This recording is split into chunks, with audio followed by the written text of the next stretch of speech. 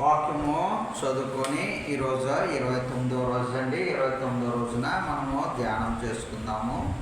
28వ రోజున నిన్నటి దినాన పరిశుద్ధ దినము మనము ఆచరించాము. అలాగే పరిశుద్ధపరచబడము మరలా యాజకుని యొక్క వస్త్రధారణ అలంకరణ కోసము మనం తెలుసుకున్నాము. ఈ రోజున మనము ఆ వస్త్రధారణ చేసినాక ఏ విధముగా పరిశుద్ధపరచబడాలో వాక్య ధ్యానంలో 29వ అధ్యాయంలో మనకి స్పష్టంగా తెలియపరుస్తూ ఉన్నాడండి. అయితే చూడండి, ఈ నిర్గమ 29:4 ఉంటుందండి. మరియు నీవు అహరోనును అతని కుమారులను ప్రత్యక్షపు గుడారం యొక్క ద్వారము దగ్గరకు తీసుకుని వచ్చి నీళ్లతో వారికి స్నానము చేయించి వస్త్రములు తీసుకొని చొక్కాయని ఎఫోదు నిలువటంగి ఎఫోదు పథకమును అహరోనుకు ధరింపచేసి. వాక్యము చూసుకోండి. అయితే ఇక్కడ చూడండి, ద్వారబంధము ప్రత్యక్ష గుడారము వస్త్రధారణ చేసి తర్వాత చేసే ముందు ఏం చేయాలి? ప్రత్యక్ష గుడారము లోపల ప్రవేశించి స్నానము చేయాలి. మనం అందరం ఏం చేయాలి? స్నానము చేసి దేవాలయంలోకి ప్రవేశించాలి. యాజక వరుసలో ఉన్న మనం అందరము కూడా ఈ విధముగానే శుద్ధీకరణ చేసుకోవాల్సిన అవసరము ఉన్నది. స్నానము చేయించి పరిశుభ్రత తర్వాత ఏం చేశారని మోషే గారు వస్త్రములను తొలగించి ఆ తర్వాత నడుము పట్టు కట్టి ఆ తర్వాత మాత్రమే తలపాగా పెట్టి లోపలికి ప్రవేశించడానికి అనుమతి దేవుడు అంగీకరించాడు. అయితే ఇక్కడ మనకి చూసుకున్న తర్వాత ఆ తర్వాత కింద వచనాల్లో ఉంటుందండి, 4-10 వచనాల్లో. అయితే తలపైన నూనె పోసి అభిషేకించడం జరిగిందండి. తల మీద నూనె పోసి అభిషేకించడం జరిగింది. ఈ అభిషేకము పొందిన తర్వాత మాత్రమే యాజక వరుసలో మనము నిత్యమైన కట్టడగా దేవుడు అనుగ్రహించాడు. అయితే అభిషేకము పొందిన భక్తులు ఆ రాజులు సైతము మనకి అనేక సందర్భాలు చూస్తూ ఉన్నాం. సౌలు గారిని అలాగే అభిషేకము చేశారు సమూయేలు గారు. అలాగే 10:1 ఉంటుందండి, మొదటి సమూయేలు 10:1 తల మీద పోసి ముద్దు పెట్టుకొని అభిషేకము చేసినాక అభిషేకము పొందిన వ్యక్తిగా ఆయనకి ఏ కీడు కూడా తలపెట్టడానికి వీలు లేదు. ఎందుకనగా ఆయన అభిషేకం పొందిన వ్యక్తి కాబట్టి వాడికి ఏమైనా కీడు తలపెడితే మనకి హాని జరుగుతుంది. అందుకే దావీదు కుమారుడు చాలాసార్లు కీడు తలపెట్టడానికి చూసేవాడు, తప్పించుకొని వెళ్ళడానికే ప్రయత్నం చేశాడు. అదే సమూయేలు గారు అదే రాజ్యంలో ఆ దావీదు గారిని అభిషేకము చేశారు. అభిషేకము చేసిన తర్వాత తైలముతో అభిషేకం చేసిన తర్వాత ఆయన యెహోవాత్మ దావీదు మీదకి బలముగా వస్తూ ఉన్నదంటండి. ఆ తర్వాత చూడండి, ఆత్మ పరిపూర్ణుడు అభిషేకం వలన నింపుదల కలిగినట్లుగా మనం చూస్తూ ఉన్నాం అనమాట. అంటే మొదటి సమయంలో 16-13 ఉంటుందన్నమాట అండి వచ్చినాము. అయితే దావీదు కుమారుడికి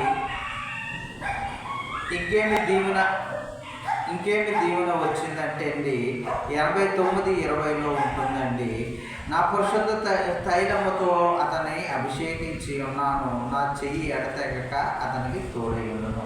మనకి ఆ దేవుని యొక్క చెయ్యి మనకి తోడై ఉంటుంది అన్నమాట అండి.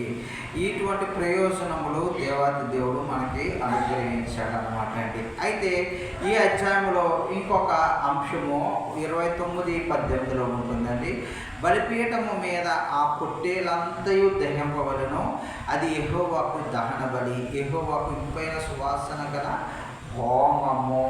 చూసారా, అది హోమము అనగా పైకి వెళ్తూ ఉంటుంది. ఆ పాత నిబంధన గ్రంథం అంతా కూడా చూడండి, బలులతోనే నిత్యము ఎక్కువ పాప పరిహారార్థమైన బలికి, సమాధానముకి బలి, కోడి రక్తము కానీ ఎద్దు కానీ అలాగే మేక కానీ పొట్టేలు కానీ సమస్తమైన జంతువులు అలాగే పవిత్రమైన జంతువులు బలి అర్పణగా హోమము పైకి వెళ్తూ ఉంటుంది. హోమము పైకి వెళ్ళడం ద్వారా ఆయనకి ఏం కలుగుతూ ఉంది?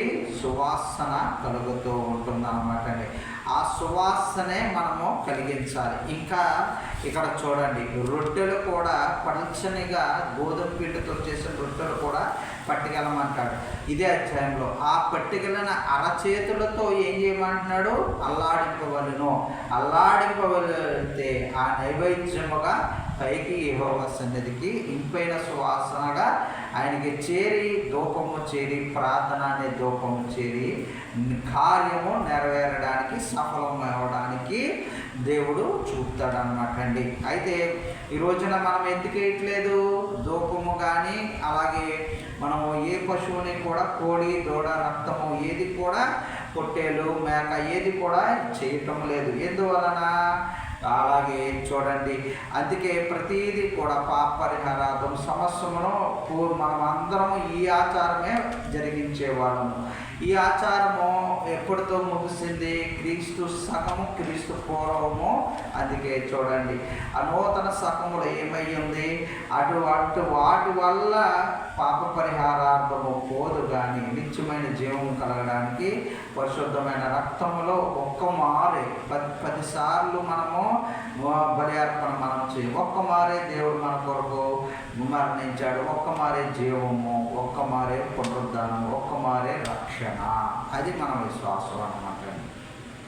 అయితే కీర్తన 141:2 నా ప్రార్థన ధూపము వలెను, నేను చేతులెత్తుట సాయంకాల నైవేద్యం వలెను, ఆయన దృష్టికి అంగీకారముగా నుండును కాక. నా ప్రార్థన ధూపము వలె ఉంటుంది. ఆ రోజున వీరు చేసిన ప్రార్థన కన్నా దావీదు గారు మన ప్రార్థనే ధూపముగా ఉండాలి. పైకి చేరి నెరవేర్పు చేతులు ద్వారా మనకి ఆయనకి సువాసన కలిగించాలి మన ప్రార్థన. ఈ రోజున 2 కొరింథీయులు 2:14 ఉంటుందండి. నేను చెప్పే వచనమంతా కూడా మనం అయితే 2 కొరింథీయులు 2:14 ఉంటుంది. సువార్త అనే సువాసన కలిగి ఉండాలి. అలాగే విశ్వాసము అనే సువాసన కలిగి ఉండాలి. అలాగే క్రీస్తు అనే సువాసన కలిగి ఉండాలి. కుటుంబ ప్రార్థన అనే సువాసన కలిగి ఉండాలి.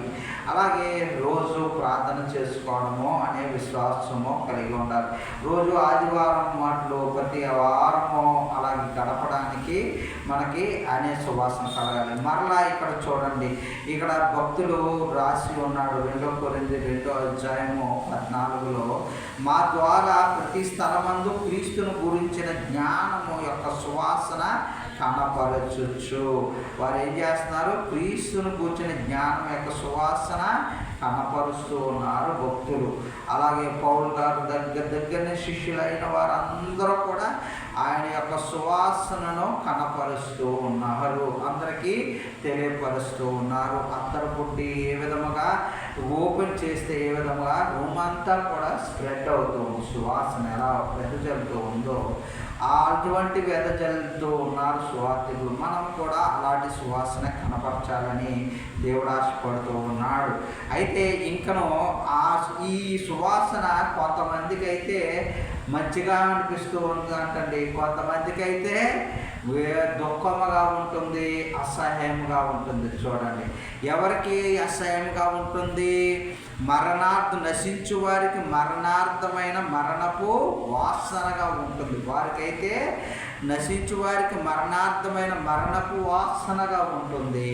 రక్షించే వారికైతే మనకైతే జీవార్థమైన జీవపు వాసనగా ఉంటుంది. మనకి ఈ రోజున ఏ రకముగా క్రీస్తు సువార్త రక్షింపబడే వారి వరుసలో మనం ఉండాలని ఆశపడుతూ ఉన్నాను.